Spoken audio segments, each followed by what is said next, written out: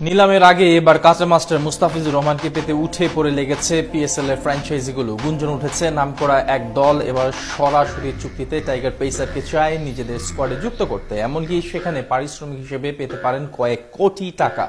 Pakistan super লিগে নিলামের আগে তবে কোন ফ্র্যাঞ্চাইজি দলে ফেরাতে চায় মুস্তাফিজকে এবং তার এমন চাহিদা নিয়ে বিস্তারিত জানবো পর।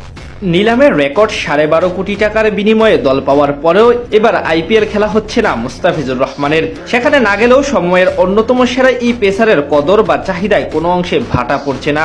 ইন্ডিয়া অপেশাদার আচরণ দেখালেও তাকে বাদ দেওয়ার সুযোগটা বেশ ভালোভাবে লুফে নিতে চাচ্ছে পার্শ্ববর্তী দেশ পাকিস্তানের ঘরোয়া লীগ পিএসএল। দীর্ঘদিন পর আরো একবার এই ফ্র্যাঞ্চাইজি টুর্নামেন্টে দেখা যাবে টাইগার পেসারকে, এমনকি তাকে দলে ফেরাতে এরই মধ্যে উঠে পড়ে লেগেছে কয়েকটি শীর্ষ ফ্র্যাঞ্চাইজি। সেখান থেকে একটি শীর্ষ টিম তার সাথে যোগাযোগ করার চেষ্টা চালাচ্ছে বলে গুঞ্জন উঠেছে। সময়ের অন্যতম সেরা পেসার এখন